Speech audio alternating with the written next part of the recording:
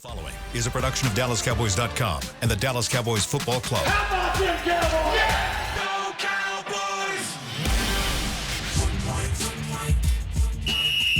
Let's go, baby! Are you ready for a break? Yes. Are you ready for a break? Absolutely. Ready for a break? Yeah, and so much for that. It's time for The Break on DallasCowboys.com. We were on the break! With Ambar Garcia, Bryan Broaddus, Voch Lombardi, and Derek Eagleton.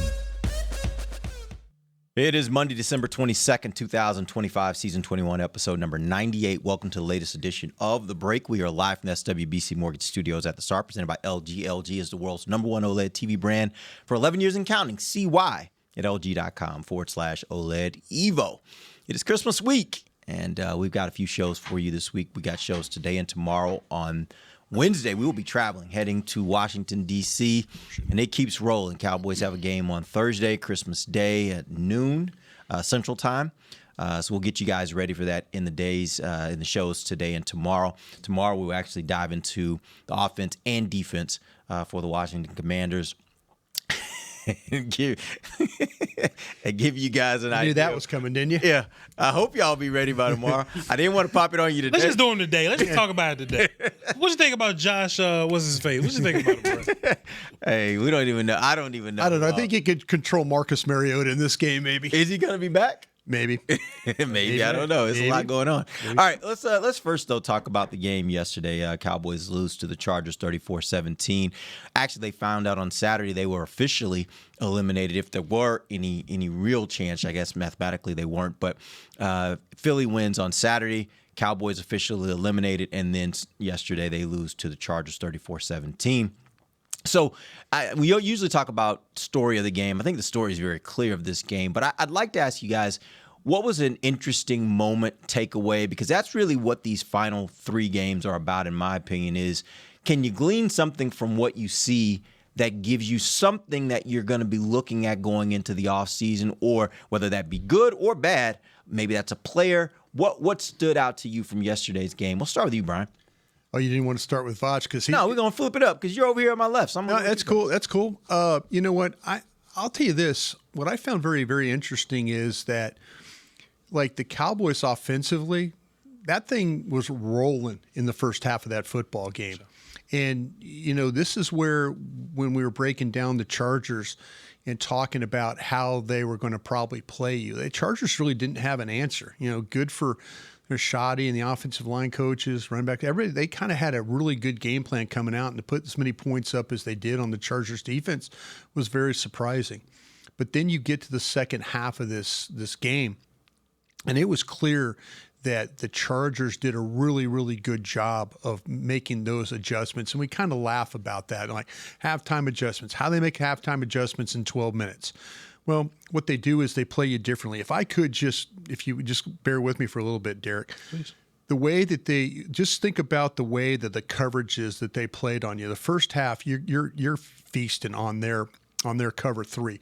They play cover three, they play cover six, they play cover one in the first period, in the first quarter. In the second quarter, what do? Jesse Minter plays cover four, he plays cover two, cover one, and cover three. In the order, that's of the most to the least. So he's getting killed by Dak Prescott, and the receivers are doing a great job. They're running the ball. They're having some success. What does Jesse Minter do in the second half? He comes back. He starts playing cover six, cover three, cover two. Fourth quarter, he plays cover two, cover four, cover six.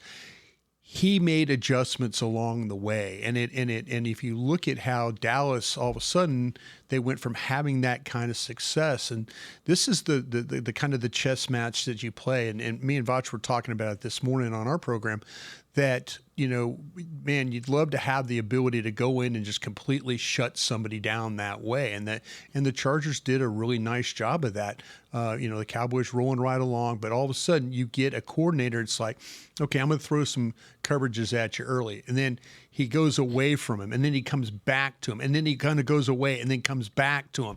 So he's kind of trying to find a little bit of a rhythm for that. So, tip of the cap to the Chargers and the way that they played defensively, because I felt like the Cowboys coming out of the gate were right where they needed to be. Just in the second half, they couldn't take advantage or get back to or make their own adjustments to what the Chargers were doing. And Just real quick, case- real quick for you, just to give you guys some numbers on that. In the first half, Cowboys put up 211 total yards and 17 points. They had a touchdown, field goal, touchdown in the 3 possessions they had in the first half. Now, they had one there at the end, but it was going into the half.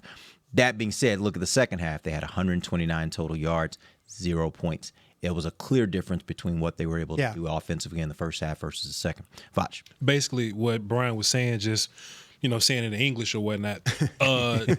They tried a little bit of everything. Yeah. And then they ran a bunch of zone.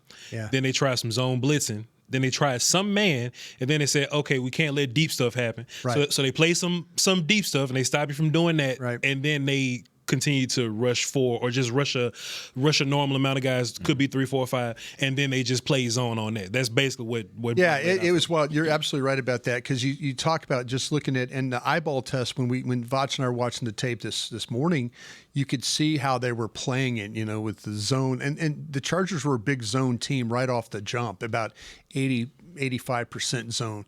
They play 76% zone in the first. They play 85 in the second, and then they play 100% in the third and the fourth. And they kind of got the game in hand and got control. And then they said, okay, we're going to play. We're going to rush 4. We're going to play zone, and we're going to make you have to try and drive the ball on us. And they did a really nice job with that. I was so encouraged by what Dallas was doing too, and I think Dallas all year long has been capable. But man, you see some of the things that happened in the red zone, the unfortunate, the fourth down play. We can get into that, and that just give the Chargers credit for the way they played you right then, Derek. I mean, you're in a situation where all of a sudden you're in what they call that offset eye, where you have a tailback and a fullback, and it's offset. What did the Chargers do? They saw that you had Turpin in the backfield as a running back, and what do? They slanted their front to Hunter Lipke. Weak side. Yeah. They slanted their front to the fullback, thinking you're not going to pitch the ball or hand the ball to Turpin. You're going to hand it here, and they got to stop. Bass gets beaten by Caldwell. Smith can't get down to make the block. You get a stop right there. Those are the kinds of things that have been happening to Dallas really all year. Good drives. It's penalties. It's blocking mistakes. It's things like that keep you from winning football games. There's been a lot of conversation about your offensive line going on. Hey, man, I'm an offensive line guy. I come up here and talk about O-line all day, every day, man. And, Derek, I don't know if you was looking for something positive or not, but I'm going to just take this moment of time that you've given me to talk to just fuss at people on the internet. Tyler Smith is one of the best offensive linemen in the league, man. Let's just go ahead and talk about it. Yeah. I think it's incredibly impressive that at the snap of your finger, drop of a dime, they say, "Hey, brother, can you go and play left tackle versus some dudes?" Yeah. You know what I'm saying? Quite frankly here, Thule and Mac there. Go play left tackle versus some dudes, and for Tyler Smith to just jump up and be able to do it, that's fantastic on him. But let me just say, there's a lot of people on the internet, and we even heard the head coach kind of talk about some things and allude to some things. I don't know if this was in your second segment. It is. Should I wait? Nah, you good, man. We can run. Let's do this, man. No, go ahead. Hey, man, put Tyler Smith back at left guard, and let's just go on back to doing what we was doing. Tyler Smith has built habits. And typically offensive linemen, O-line coaches, we always talk about habits, doing one thing the same way over and over and over again. I know there's a lot of people excited about Tyler Smith playing left tackle. I just think that's because y'all down on Guyton playing left tackle. I don't want to make Tyler Smith worse on purpose. You know what I'm saying? I want Tyler Smith to be the best version that he could possibly and what he does best is wrestle people in a phone booth. Very athletic, very strong, very powerful. He quick sets, he gets hands on you, and you stop moving.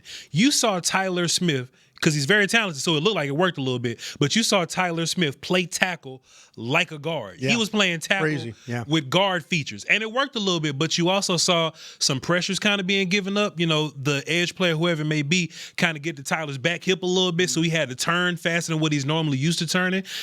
His hands inside, they have to be quicker. Outside is more about timing. Patience and timing. Yeah. So you saw Tyler shoot for the hands a little sooner than normally he wouldn't be shooting his hands, right? So I just don't want people to say, "Oh, I've seen Tyler Smith play a good game at left tackle," and I've seen Guyton played better games at left tackle than what I saw from Tyler Smith. I don't know. We just talking. I don't want to mess up the continuity and move a whole bunch of spots. I know I normally hate continuity, but that's only in context versus like better dudes. I don't want to bring in a new left guard situation. I like for the front of the pocket to be as top tier as it could possibly be. And that's Smith, that's BB, and that's Booker. I don't want to then have to look for a new guard and then this myth, this notion, this falsehood, this wizardry that Guyton got to go play the other side, and he'll somehow be better at that, even though he's played a lot more reps in the NFL at left tackle than he's ever played at right tackle in college. I know Derek probably wanted this to be a small positive, but I'm fussing at people on the internet, man. We don't need to see a whole bunch change at offensive line. Well, let me play devil's advocate here on that one. What the devil say? We don't listen. All right, listen. We don't give him no credence, but let me just play the opposite side of this. Por favor. If you're looking at it from the standpoint of what he did yesterday, or let's first say, when you say you don't want to see all these changes, if they were heading into a playoff run, I agree with you. Sure. You're heading into an offseason. You're playing some games to get you ready for an offseason to then prepare for next season. And my thought is, if they're doing this because they're thinking long term. Now take that from the standpoint of how he played yesterday. Okay, yeah, he may not have been great yesterday, but he was pretty good. When I've seen him at left tackle in the NFL, he's been really good. And if he has an entire offseason in order to prepare himself, which, again, in this game, he had very little time and reps in practice to prepare to play left tackle and played it against, as you said, some dudes and was pretty good. My thought is, if there is any doubt that Guyton is going to be your left tackle of the future, whether that be because you don't know if he's going to develop to the point where you want him to be, you don't trust him from the standpoint of injuries and health, whatever the case might be, is it a better option for you to get somebody who is a stalwart, a rock, a guy that you can consistently, he played all season this year hurt, a guy that you know is going to be there, put him at left tackle, let him be your left tackle, because I think we all agree it's easier to go out and find a guard than it is to find a tackle, especially a left tackle. So if you can lock down that side, and then you hope that Guyton can adapt to maybe the right side, are you not better off in a scenario like that than going into the offseason thinking, I don't know what's going to happen at my right tackle position, and I don't know how much I trust my left tackle? I hate it even more long term. Like, I hate it the worst long term. If you're saying that we're just going to do this for a couple of games, then fine. But long term, I never want to turn an all-pro into a fringe Pro Bowler. I never want to do that. I totally agree with you on that. He's he's probably, like, when healthy, right, the best guard in the NFL. Yes. He Booker might come get him. Huh? Tell Booker come get him. Book on his way too. Booker might be the best offensive lineman you've got. Right? Book on. Yeah, that's what I'm saying. Booker might be coming to get him. Tyler, no, you good. Tyler Smith, I do it all the time to you. Tyler Smith, when healthy, could be the best guard in the league. Yeah. I don't want to lose that for a top 8 tackle, for a top 9 or so tackle. I don't think. But are you better? Are you better as a team, though? Like, I hear what you're saying. Sure. From an individual standpoint. And I heard, I was standing there when Tyler talked in the locker room last night, and he was like, they were asking me, like, what about this? This is going to be a long-term thing. And he said something really interesting. He said, I do what's best for the team, blah, blah, blah. And then he said, but I'm a smart player, too. And so, I know what I'm being paid to do. And so we'll have those conversations when they come. I think Tyler's making it clear, like, okay, if we're going to talk about this, there's a lot of things that have to be considered. Like, I'm the best. I'm one of the best, if not the best guard. Sure. You're asking me to move to tackle. What does that mean for my career? What does that mean for my ability? I'm going to do what the team wants us to do to help the team. But so I think I get it. I think Tyler gets it. Yeah. But still, like, is this not better for the team? I think where we disagree, not me and you, but like me and everybody, and me and you disagree, cool. I think people like Tyler Smith at left tackle more than I do. I just kind of see some of the warts. I see them loudly, and I look at nothing but I study offensive line all day, so I just see his warts at left tackle. Plus, I think people trust like TJ Bass more than I do, or they trust the idea that you can go find a backup guard more than I do. To where my trauma is, boy, we had to deal with Connor Williams and some other miscellaneous guards for a while, and we're finally powerful at both guards and center. I don't want to mess up front of the pocket. Plus, talking about what's best for the team, I think Dak will tell you, as long as A and B gap straight, I can live with nonsense on the outside. Dak's been playing, please. No, well, I was going to say, isn't it easier to hide your weak link at guard than to hide a weak link at tackle. Because I think what we saw as the season went on this year, teams started taking advantage of the fact that they knew you were strong up the middle, but they started taking advantage of your tackles. I think that's because Shotty has made the decision to leave those guys on the island for the most part. I think it's really harder when a guard is by themselves. Because if you're a tackle, you can get tight end help, you can get running back chip help. If you a guard and you in B gap with some dude in B gap, there's no combo guy because that dude got an edge and the center is with he's A gap. You roughly caught him last night at about 65% by himself.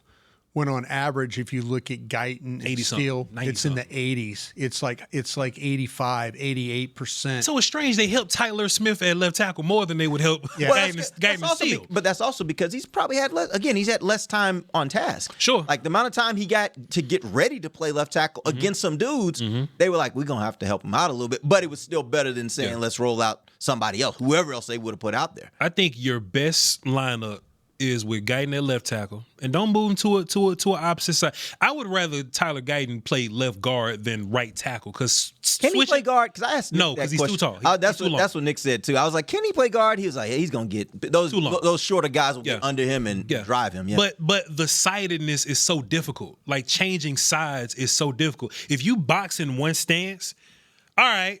Yeah. Just flip your stance while somebody's going 100%. There are not a lot of good boxers out there that can do that, by the way. That's a hard thing. There's not a lot of them. That's a very rare and hard thing to do, to be able to switch up. Yeah. I think the bigger concern is really the health of Guyton. That's the thing that if it's about health, that's fair. I think I think that maybe they're thinking long term that we have a guy that might be through his first couple of years in the NFL, it might be an injury risk. And so if that's the case, then I can understand them moving Smith, but I've seen good enough from Guyton this year when he's been available that I feel like he's fine. He's fine out there, and to me, Nate Thomas. To be honest with you, if Nate Thomas is healthy, I'm playing him at right tackle. Okay, if Dak's not going to play, if Dak's playing, you probably need to keep everything the same. But if we're going to see Joe Milton play in these games, these next two games, then by all means, let me see Nate Thomas at right tackle. Just because I know my last view of him against Arizona wasn't very good. Mm-hmm. But maybe it'll help me have a little bit better understanding of the player. But they could very well be making this move with Tyler Smith because they just don't trust the health of Guyton. And that could be the issue. Real quick, with Guyton, he has missed 4 different iterations of time, but a total of 7 games over 2 years. So it does start to, I would think, it starts. I know it's got to be a concern. For me, it's starting to kind of creep into my mind like, man, he does. And again, I don't even love the term injury prone because I think in NFL, everybody's injury prone because in any given play, you can get hurt. Like that's the nature. It's a violent game. That's a part of it.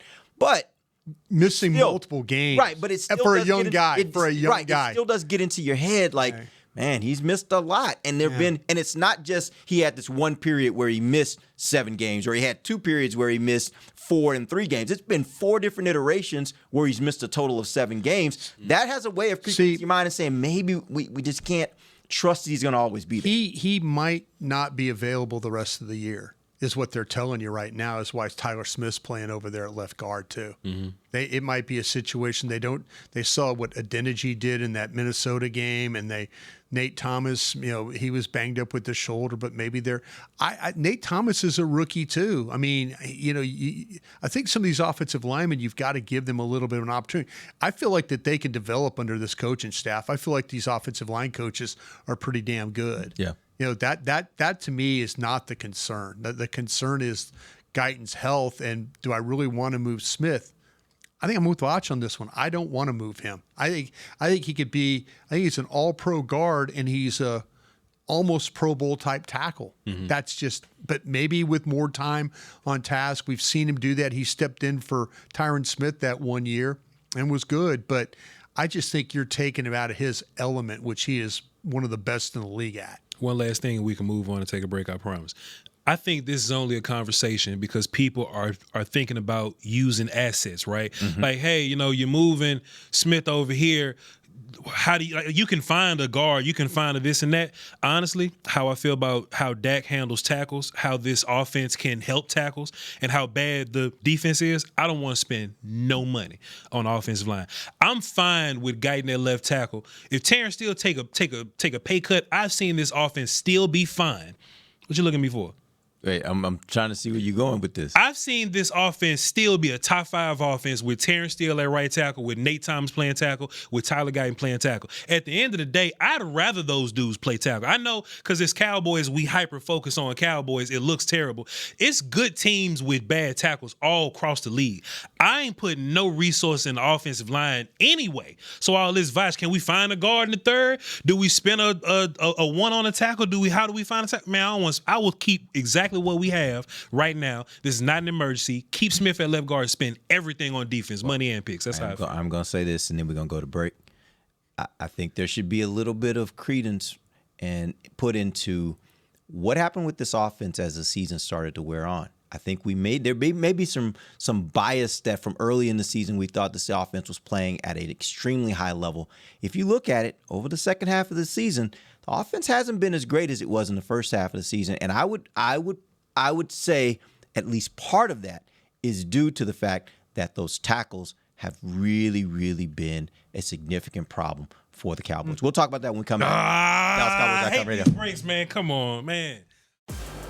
If you can't be at the stadium, there's no better way to watch your Cowboys than on an LG OLED Evo TV. That's because everything you see is more lifelike. Every play, every hit. I mean, you might as well be on the sidelines. That's how clear it is. It's all thanks to LG's legendary technology. Perfect black, over 8.3 million self-lit pixels. No one comes close. LG OLED Evo is the best TV in the game for a reason. See for yourself at lg.com/OLED Evo.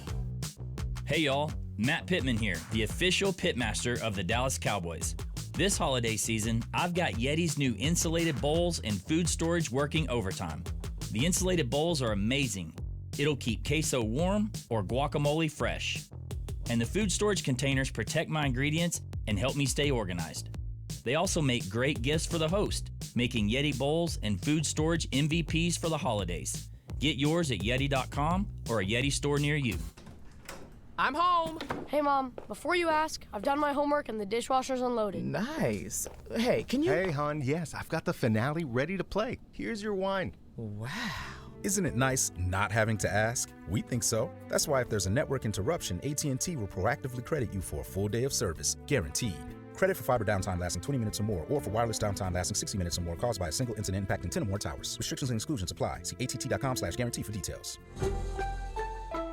Cowboys fans, here's the game plan. Touchdown Tuesday at Take 5 Oil Change. Just wear your Cowboys gear and save 25% on your oil change. No huddle, no overtime. Just drive in, stay in your car, and roll out. You'll be tailgate ready in 10 minutes flat. Keeping up with your car shouldn't be a tough call. Take 5 makes it as easy as calling the coin toss. Take 5 is the official oil change of the Dallas Cowboys. Visit take5.com to find a location near you. Offer valid through December 31st, 2025. Terms and conditions apply. Valid only at participating locations. If you shout, "How about them Cowboys?" you have that undeniable passion that's the heart of Cowboys Nation. And if you like to drink Dr. Pepper, you love the unique blend of its 23 flavors. Together, your one-of-a-kind fandom paired with the one-of-a-kind taste of a delicious ice-cold Dr. Pepper is the game day lineup that can't be beat. Better yet, gather your Cowboys and Dr. Pepper fan friends to watch the next game and crack open a delicious ice-cold Dr. Pepper for everyone. The wins will be even tastier. It's a pepper thing. Back to the break. Sell the house. Hey, choose perfection. Choose LG OLED Evo. You guys good over here? Yeah, we are. Check out the It's best Christmas time. We're making TV wishes. in the game at LG.com. Okay? Thanks, Brian. Let's go. Welcome back. Second segment. Get you a live TV out there. from the SWBC Mortgage Studios at the Star. And This Diggs will segment's come brought over to you and by- Diggs will help you put it up if you have to. Oh man, this segment's brought to you by blockchain.com. Diggs and hang that TV up, by the way. So what I was saying prior to the break there, listen, everybody in the chat that lost their damn mind in 2 seconds. Well, they're going after you, man. What I'm saying is, if I could get a new right tackle, sure, give me a new right tackle. I'm not happy with Terrence Steele's play, but if I go down the list with all y'all asses watching right now and say, hey, would you rather put? You mad? No, I'm fine. Would you? This is how I talk. This is how he talks. Yeah. If I go down the line and look, when I say resources, I mean cap money. Yeah. And I mean draft pick. I'll go down the list with y'all. Would you rather have a new right tackle or an edge rusher? A new right tackle or a linebacker? A new right tackle or a corner? If I can go spend some money on a good-ass corner, you kidding me? Yeah. I've been having this conversation about safety. Y'all want to go draft Caleb Downs? You want to go spend some – I can't say people names at safety like me. Hey, bro. Can I say something, though? Huh? How about all of the above? Why do I have to choose? I want all of them. Because you only have so much cap. You only got so many draft picks, right? How long you worked here? What I want to see is sure. I want to see go in debt. Yes, and I want to see it be like I got one of the best quarterbacks in the NFL. Yes, I got 3. I'm not gonna say 2 anymore. I got 3 quality wide receivers. I agree, and they can do things. Sure. Right. By the way, MRI on that one guy today. We'll know this afternoon. Awesome. Yeah. I got some pretty good tight ends. I got a running back I believe in. Sure. And I can get better there, but I got a running back I can believe in. Yep. I got 3 interior offensive linemen because Voch won't let me move my left guard. So I got 3 interior offensive linemen that can move people. Look, I'm like, give me that right tackle along with that defense. Let's go all in and see what happens. I'll tell you why we agree. Let me tell you why we agree. Because I could spend $12 million on a pass rusher. I want that $30 million cat up there that's our rate right now. I ain't got time to spend, I'll spend $20 million on a rusher and maybe 10 on the right tackle. I want to send the whole 30 to get that one dude that's our rate up there that I can't say because we're on the break. You feel me? That's what I'm trying to say. I want to hit all the buttons on debt contract, on CD contract. I want to go in debt. Sell the crib. Sell the crib. And I want to get all the dudes on defense. I know that Terrence Steele, or look, even if it ain't Terrence Steele, erase Terrence Steele. Nate Thomas at right tackle. Damn Hakeem Adeniji at right tackle. I don't care. Put one of them cats at right tackle so that I can put every single thing into my daggum defense, man. And it's your belief that if your defense is that great, if my defense is that good, I can deal with whatever challenges come from the right tackle. Because I know I got a top 5 offense even when our tackle's been bad all year. Our tackle's been bad and our pass blocking situation has been bad all year. You've still been able to put points up. I've seen what elite defenses do. Man, I was watching the Vikings play against the daggum Giants. I said, man, the Giants would have put 50 points on us. But them people at the Vikings ain't going to let that happen. Yeah. Man, it's this one coach that might get fired. They lost to some team that he real good at defense, boy. I was like, damn, boy, if they fire him, yeah, and I get that dude and bring him up in here, and I spend all the money on defense. Look at what the Patriots doing. Isn't that what we thought about Eberflus? Man, I ain't never said that about no damn Eberflus, man. Look at what the Patriots put all their money on defense, and look at what they doing, man. Yeah. He is not lying. No, I ain't lying. No, I agree with you. I agree with you from the standpoint I would be like, I am remaking this defense in one offseason. And whatever that takes, that's what I'm doing because I feel like I got too good an offense not to give them the support that they need. I'm with you until it comes to legitimately going and spending money. And I hope the general manager and the front office. I hope he listening right now. I hope they do. I'd love to. I'd love to be able to say, Derek, that you know what, they're going to go in there and they're going to go get some legitimate guys. They're going to go find an edge rusher. They're going to go maybe find a corner. I'd love for them to be able to work the draft on 3 days of the draft and sit here and talk about flexibility with those first 2 picks. Yeah, because they've already filled all the holes. I would not feel great coming in here and saying, oh, they're going to take this guy and this guy. Well, how about some flexibility? You know, if you go out and do what you're supposed to do, and I'm not talking about sign your own, which they're very, very good at. You know, I'm not talking about bottom fishing. Occasionally they'll be good at that. I'm talking about legitimately go out and evaluate, lean on your pro guys, and go get you some guys. Imagine if you could go into the draft and with those 2 first-round picks, you really could say who's you the have best flexibility player. Because you literally have already taken care of all your holes in free agency. There's no question, and then maybe even the possibility of trading one of those picks and getting more picks. Yeah, because you could back.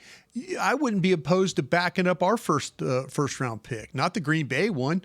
The one that's probably going to have the most value to you right now is your own pick, which is right now at 14. It's at 13. Yeah, Minnesota winning last night kind of it puts you in a better spot. So 13 and 21. Yeah. But see, that's what I'm saying. If do something with that. If you don't have flexibility, then you can't make that. We got to stand here and pick. You know why? Because we didn't sign anybody in free agency and we just tagged Pickens. That's all we did. I feel like Jerry's going to be a little more aggressive this year. I do too. I want to believe that.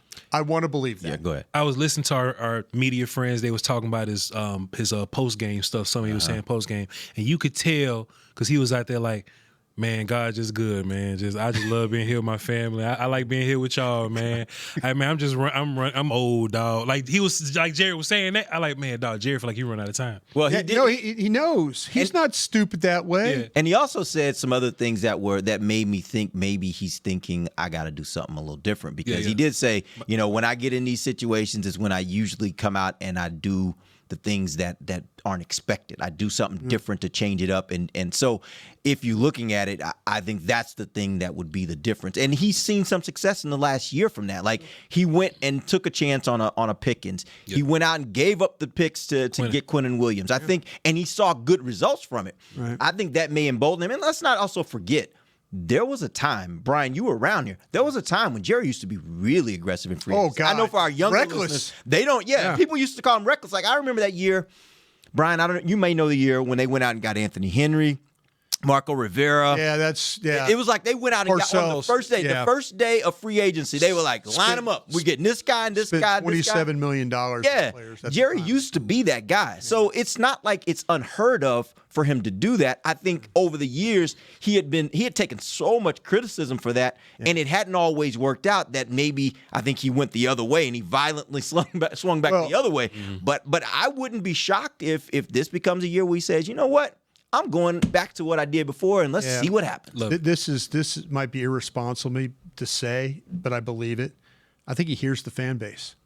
I really do. Can't miss him. I think he really legitimately, you now have so many different platforms where people have opportunities to talk and stuff.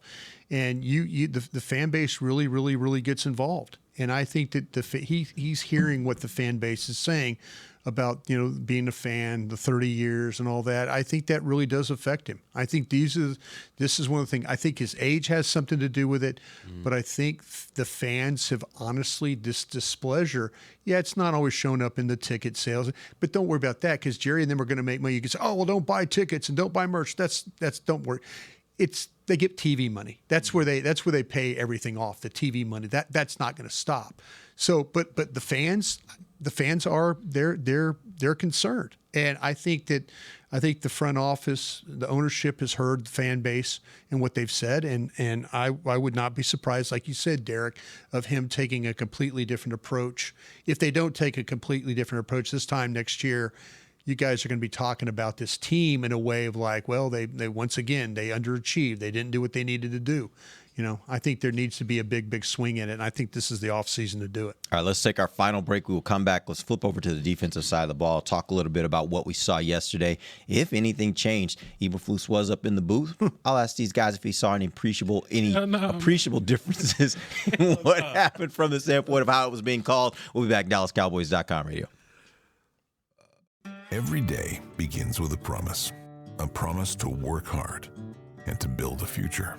That's why we're here, providing the tools, expertise, and John Deere equipment you have relied on for generations to help you get the job done right. We're with you. That's our promise to you, because no matter the project or the challenge you're facing, we're with you. We're united. It's the official men's skincare brand of the Dallas Cowboys, Jack Black. And right now, Cowboys fans can get 15% off their $75 order. Plus, because every deal needs a playmaker, your order will include a free 5-piece skincare set and free shipping. The Jack Black Playmaker is 4 of Jack's favorites and a full-sized intense therapy lip balm. Make a play for the Playmaker at getjackblack.com/Cowboys with the code CowboysVIP. That's getjackblack.com/Cowboys with the code CowboysVIP. I'm home. Hey, Mom, before you ask, I've done my homework and the dishwasher's unloaded. Nice. Hey, can you... Hey, hon, yes, I've got the finale ready to play. Here's your wine. Wow. Isn't it nice not having to ask? We think so. That's why if there's a network interruption, AT&T will proactively credit you for a full day of service, guaranteed. Credit for fiber downtime lasting 20 minutes or more, or for wireless downtime lasting 60 minutes or more caused by a single incident impacting 10 or more towers. Restrictions and exclusions apply. See att.com/guarantee for details. From the field to the festivities, Lucchese embodies the essence of luxury and tradition. Handcrafted with meticulous precision, each pair offers unmatched comfort and style. Stand tall while you're tailgating or cheering in the stands with the Dallas Cowboys collection by Lucchese. Shop the collection today at the Lucchese store at the Star in Frisco or online at lucchese.com. Lucchese, the official boot of the Dallas Cowboys and Dallas Cowboys cheerleaders. How's it going? You see that Cowboys game? Oh, I watched. Been seeing some good things. Totally. They have some talent. Yup, some great talent. And they got some fight. Hoping this is the year. Me too. Oh, I'm Cody, by the way. I'm Travis. Nice to meet you, Travis. Go Cowboys. Go Cowboys! Make a new friend based solely on their shirt choice. What would you like the power to do? Bank of America, the official bank of the Dallas Cowboys. Copyright 2025 Bank of America Corporation. Back to the break. AT&T, connecting changes everything. Welcome back. Final segment of the break, live from the SWBC Mortgage Studios at the Star. Okay, so let's talk about Matt Eberflus. He did this week. They made the decision that they were going to move him to the booth for the benefits of being able to actually call the defense from up there versus being on the sideline. Was there any noticeable difference? Not necessarily in the results, because we saw the results. The results are the results. Yeah. But did you see any difference in maybe how it was being called, how the progression of how it was being called throughout the game? It was kind of crazy because Zach Wolchuk and I were sitting there in the box. I didn't know if you noticed on your end of the press box. We're down on the radio side. Yeah. It seemed like to me they were kind of struggling a little bit getting guys on and off the field. I saw that. It was a little bit of maybe a little bit of indecision from what was being said upstairs to what was going down to Coach Whitecotton or whoever was responsible for the substitution pattern. But they were on and off a little bit, not with the same kind of zip that you normally have. I was worried about some 12-man situations. Honestly, I was worried about burning some timeouts. It just didn't seem as clean, a little bit clunky. Maybe the first time out, that was a problem, but they were having some problems saying, okay, we're going to get – and what the Chargers do to you is Chargers got into 12 different unusual looks. Sure did. 12 unusual. What I mean unusual looks is number 64 reporting eligible. Okay, they do that 12 times. So you have to kind of be ready to be able to match those things. But it was a little bit, it wasn't as clean as maybe we've seen some in the past. Flus did a lot different. He made attempts. Yeah, he did. It ain't work though, man. It ain't work. And I think sometimes I come in here and I'm so anti-Flus that it takes away from like the players sometimes or whatever. I think there were a handful of times in this game where Flus did put players in the right position. Yes, sir. Players didn't make a play. Me and Brian talked about it earlier. The big Justin Herbert run. I never seen Flus dial something up so beautifully. Yeah. Slant up front, Kenneth Murray runs wide open. You get an anchor guy pulling the dude, and Murray just go right off the butt, but Murray got to make the play there. He does. And then after Justin Herbert runs, somebody got to run up and catch him and make tackles, Revel's having a hard time, but he's young. You kind of expect it. Your linebackers get injured, but you can say what you want to say about those guys in the first place. I think Flus made a lot of attempts, but at the end of the day, what goes back to this is that Justin Herbert is the most sacked quarterback in the NFL. Yeah. You ain't touch him. Yeah. You ain't touch him. You know what I'm saying? So it all goes back to Flus. And hey man, we gonna talk about new coaches at some point. We talked about it a lot in the break, boy. They're gonna knock that Rooney Rule out this year, boy. I hope. But it just ain't work out. Can I say something positive though? Yeah, go for it. Hey man, Perrion Winfrey was active. Yeah. I saw that. I saw that video you did. It's a good video. It was a nice little put together. Yeah. Thank you. Perrion was a guy that me and Brian would watch in training camp and there was a couple of characters in the chat that wasn't fooling with it when we was talking about it, but he was a guy that was one of your best guys. Like, even when Osa was playing, it was like, hey, man, Perion's just making some more plays. Him and Solomon Thomas are making more plays than your first-team tackles or whatnot. And Perrion finally got his opportunity yesterday, and it could just be fresh legs and everybody else tired, but he was flying around. He was flying around. He was coming off the football, and one thing that I was really interested to see was, like, his technique and things, right? Because coming out of Oklahoma, he wasn't technique guy. In the league for his first run with the Browns and all those teams, he wasn't technique guy. He goes to the USFXL, and he still kind of runs down the middle of people because he's good enough to just run down the middle of people.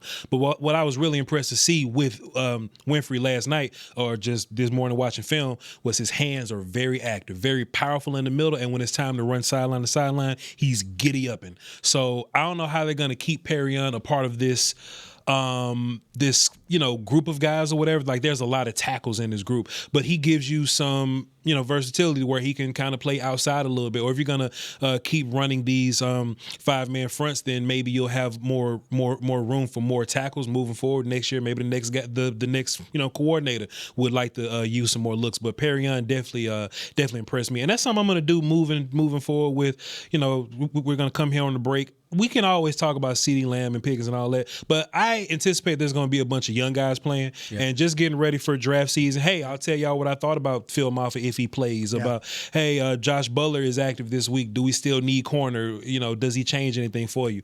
But Perrion Winfrey is the guy this week that I would say how he affects draft and all this kind of stuff. I don't think you need to be looking at tackle at all, like even 7th round, because you got a bunch of guys now that I feel like can play. I will say this, tomorrow I'd love for you guys to give us a quick breakdown on 2 young players that played a ton of snaps this last game, Revel and Shamar James. Both of them played. Shamar James played more than any other linebacker this week. Now, part of that was because they lost Overshown. Yeah. But I would love to hear from you guys. There's another one you have to thought. worry about with him, with Guyton. You talk about the injuries and stuff like that, and it's unfortunate that he couldn't get through the game, playing that way. But yeah.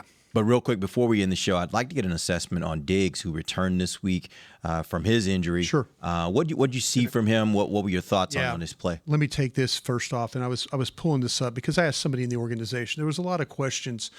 I know Voch was fussing with folks on Twitter this morning about the tackles, and I was kind of wondering some things looking at the tape this morning about Diggs. And the big question was Diggs' responsibility. And Derek, you're in the locker room afterwards. Diggs is saying it's cover 2. They're asking what happened on the play. He goes, it's cover 2. And he doesn't go into any more detail. Well, talking to a couple of different people in the organization. The touchdown play, right? The touchdown play. It's the wheel route that you get. And I was told that's his responsibility. And what I was told was he's supposed to be the outside leverage when the motion comes across and sink in his spot if nothing comes out in the flat.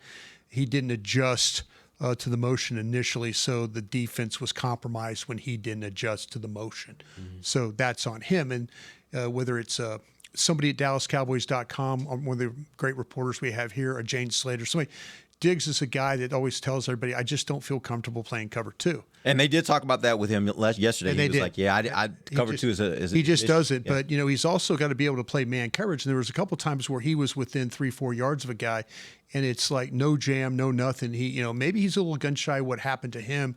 Remember what happened in the Chicago game early in the year where he goes for the jam, he slips, he falls, and now it's a big touchdown. So his ability to play up on guys, he's got to redirect. I mean, he's got to be able. And there was a couple of times where routes were run across the field. This was big for the Chargers. They really did believe that they could bring a motion guy and then run the route across the field and make the Cowboys have to chase. And they caught him a couple of different times doing that and were able to make some plays. But Diggs has got to be, if Diggs does not get his hands on guys, it is very difficult for him to have to cover, playing man coverage. But the cover 2 stuff, clearly with McConkey, the wheel route, then that was on him. He's got to play better technique. He didn't, and it compromised the defense. I think he's lost a step. Yeah. Which is interesting. Jerry Jones last week, when they was talking to him on the radio, 105.3 The Fan. It was like, hey, man, Diggs say he's healthy. Shotty says he's healthy. Jerry Jones, you say that he's not healthy enough. And Jerry basically said, well, he's healthy, but he's not healthy enough to make the plays that he makes, right? To go against scheme and make the plays.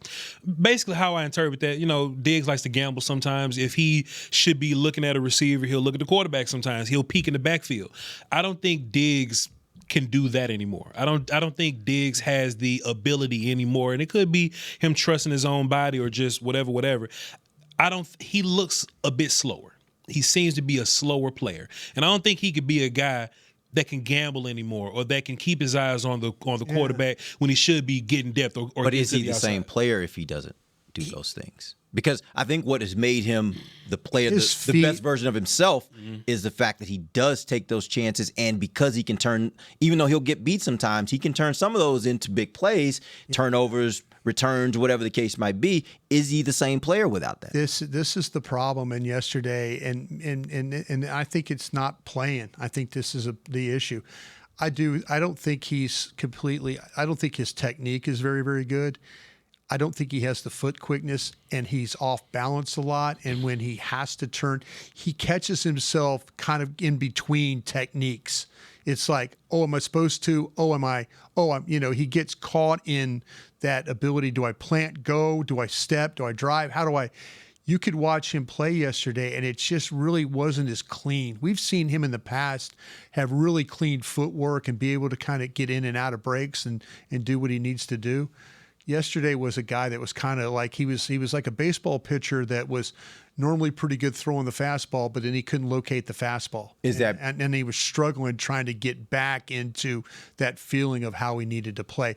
It was going to be a tough game for him, but just because of the time he's been off, and he really hasn't been healthy the whole season. Yeah, could a lot of that be because he's been off, and you would expect that with time on task he'll be okay?